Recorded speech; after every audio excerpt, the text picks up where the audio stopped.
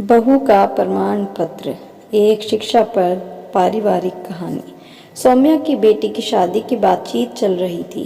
बेटी पढ़ी लिखी और समझदार थी। माँ से उसका भावनात्मक लगाव कुछ ज्यादा ही था। बचपन में उसने सौम्या को संघर्ष करते ही देखा था। बड़े होने पर अक्सर बोलती, मैं शादी नहीं करूँगी कभी। तुम्हारे जैसी अच्छी बहू ना मैं बनना चाहती हूँ और ना ही बन पाऊँगी। सारा जीवन खाली दूसरों को खुश करने में बिता दिया, तुम्हें क्या मिला। तब सौम्या टीचर की तरह समझाती, देख जैसे स्कूल खत्म करके तुम सब डिग्री लेने विभिन्न संस्थाओं में प्रवेश लेते हो, कोई प्रथम द्वितीय तृतीय आता है, ठीक उसी प्रकार एक नए परिवार में आकर नए परिवेश में सभी के साथ तालमेल बिठाकर जीवन जीना ही बहू को डिग्री मिलना ही है। प्रिया कभी सहमत होती ही नहीं थी। आज सौम्या विदा कर रही थी अपनी प्रिया को। न रोने की कसम पहले ही डाल दी थी दुष्ट ने। सो रोई नहीं सौम्या। विदाई के बाद पूजा घर में बैठकर मन भर के रोई। ये धन्यवाद के आंसू थे। पग फेरे में प्रिया आई थी समीर के साथ। अपने ससुराल के विषय में एक भी बात नहीं की उसने। सौम्या ने भी जैसे ही कुछ पूछना चाहा, उसने बात बदल दी। सौम्या को अंदर ही अंदर चिंता सताने लगी। किससे पूछे? अब नवविवाहित बेटी की ससुराल के बारे में दामाद से पूछना तो अति अशोभनीय होगा। 2 दिन हंसी खुशी बिताकर प्रिया और समीर अपने घर जाने लगे। 2 दिनों बाद ही हैदराबाद जाना है दोनों को प्रेजेंटेशन के लिए कंपनी का। गाड़ी में चढ़ते हुए पूछ ही लिया प्रिया से, ससुराल में सब कैसे हैं बेटा? सब कौन माँ? हम 4 लोग ही तो हैं वहाँ, प्रिया ने बताया। नहीं मतलब उनका व्यवहार तुम्हारे प्रति? सौम्या ठीक से पूछ भी न पाई। माँ, तुम क्यों चिंता करती हो? हर समस्या का समाधान होता है।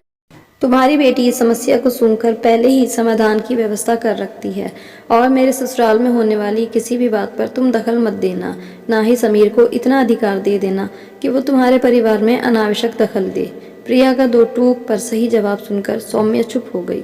अगले दिन प्रिया को फोन लगाया तो डांट रही थी अपनी सास को। सौम्या के पैरों से जमीन खिसकने लगी।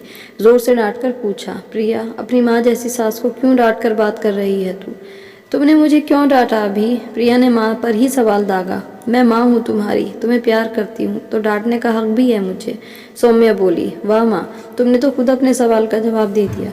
जिन्हें हम प्यार करते हैं उन्हें डांटने का हक भी रखते हैं। दवाई नहीं खा रही थी ना, इसलिए डांटा मैंने। सौम्या ने मन ही मन सोचा, ऐसा ही चलता रहा तो किसी दिन समीर के मम्मी पापा मेरी क्लास ज़रूर लेंगे। मैंने समीर से कहा तो उसने भी मुझे समझा दिया। मम्मी आप कूल रहो, आपकी बेटी सब कर लेती है, सब मैनेज कर लेती है। मैनेजर है क्या? समीर को भी नचा रही होगी ज़रूर, डरता होगा तभी तो पक्ष ले रहा है उसका। 2 दिन बाद दोनों लौट चुके थे और इधर उसी दिन समीर की माँ बाथरूम में गिर पड़ी और पैर बुरी तरह टूट गया था। समीर के पापा ने फ़ोन पर खबर दी। सौम्या ने प्रिया को तुरंत आने के लिए कहा तो बोली, अभी सिर्फ समीर आ रहा है माँ, मैं बाद में आऊँगी। सौम्या एक दबी हुई चिंगारी को सुलगते हुए देख सकती थी। डर था तो इस बात का कि कहीं ज्वालामुखी बनकर न फूट जाए किसी दिन। सौम्या समीर की माँ के सामने बहुत शर्मिंदा हो रही थी। इस बुरे वक्त में नहीं आ सकी प्रिया, ये अच्छा नहीं किया उसने। समीर आकर मम्मी को एडमिट करवाया। पापा भी उसके सक्रिय थे। सौम्या को बता दिया गया अपने घर चले जाने के लिए। अगले दिन समीर आकर खाना ले जाएगा। सौम्या ने कहा भी कि मैं रुक जाती हूँ तुम्हारे घर पर, चाय दूध नाश्ता खाना सभी तो देखना होगा। समीर ने शांति से कहा, आप कूल रहिए मम्मी, हम और पापा मैनेज कर लेंगे ना। सौम्या समझ रही थी कि समीर के मुंह से प्रिया ही बोल रही थी। हॉस्पिटल से डिस्चार्ज होकर घर आते ही समीर चला गया और प्रिया आ गई। 4 महीने रही, 1 या 2 बार ही आ पाई सौम्या से मिलने। जाने के 2 दिन पहले आई और सौम्या को साथ ले जाकर घर की ज़रूरतों की सारी चीज़ें खरीद लाई।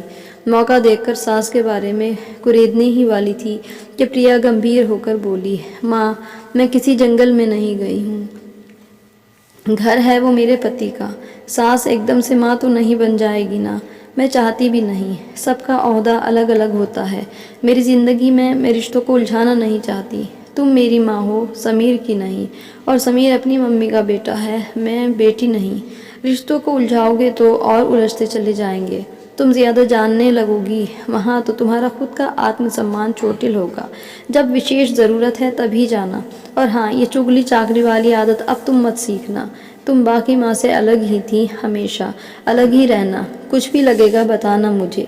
सौम्या बेटी की तरफ देखे जा रही थी। कुछ दिनों के बाद सोचा सौम्या ने कि समीर की मम्मी को देख आए। वहाँ जाकर देखा मानो पार्टी चल रही हो। वह वापस जाने के लिए मुड़ी ही थी कि समीर की मम्मी ने अपनी सहेलियों से जोरदार ताली बजवाई सौम्या के लिए। सौम्या ने मन ही मन सोचा, पक्का प्रिया की करतूतों का बदला लेंगी मेरी बेइज्जती करके। समीर की माँ अब चल सकती थी। सौम्या को गले लगाते हुए कहा, आपके कारखाने में तैयार बहू सर्वगुण संपन्न है बहन जी। आग भी है, बारिश की बूंद भी, ममता की मूरत है तो शेरनी भी है। मैनेजर, इंजीनियर, डॉक्टर, नर्स, क्या क्या नहीं सिखाया आपने उसे। आप तो इंडियन इंस्टीट्यूट ऑफ बहू हैं। शादी के समय प्रिया की दादी से कुछ देर बात हुई थी। तब कहा था उन्होंने, मेरी बहू दुनिया की सबसे श्रेष्ठ बहू है, उसकी संतान है प्रिया। अब आपको कुछ भी सोचने की ज़रूरत नहीं। सच में बहन जी, जिस बहू को उसकी सास प्रमाण पत्र दे दे, उस बहू का मिलान किसी से नहीं हो सकता। आपकी बेटी शादी से पहले ही मुझसे मिलकर समीर की, पापा की, मेरी पसंद नापसंद के बारे में पता कर लिया था। अपने भविष्य की योजनाओं को बताया है उसने। भविष्य में परिवार बढ़ने, पढ़ाने, दवाइयाँ आदि के खर्चों में वह बराबर का पैसा देना चाहती है। सुख हो या दुख, पति के पैसों में अपना पैसा मिलाकर ही भविष्य में कुछ भी करेगी वह। मेरे पैर टूटने पर अगर दोनों आते तो दोनों की सैलरी कम होती। उसने मुझे बताकर ही समीर को भेजा। तब जब मैं घर आ गई तब मेरी सेवा करने महीने की सैलरी कमा कर मेरी सेवा की। मेरे बेटे का हाथ खर्चीला है, इसलिए मैंने मंगवाए हैं बोलकर समीर के पैसे मुझे भेजकर SIP करवाई मेरे नाम से, ताकि भविष्य में हैदराबाद में घर ले सकें। समीर के पापा का खाना पूरा कंट्रोल कर दिया है इसमें उसने। समीर की मम्मी ने और राज खोले। बहन जी, आपकी बेटी आपका अभिमान है। आपके आत्मसम्मान को कभी मिटने नहीं देगी आपकी बेटी। मुझे भी समझाया कि हम दोनों अगर ज़रूरत से ज़्यादा करीब आ गए तो बच्चों के बीच दूरियां आ जाएंगी। समीर अपने पेरेंट्स को जैसी इज्जत देगा वैसी आपको नहीं देगा कभी। इतिहास गवाह है, इसलिए आप उसकी बिल्कुल चिंता मत करिए। आपकी फैक्ट्री से निकली हमारी बहू लाखों करोड़ों में नहीं, अपने आप में एक है।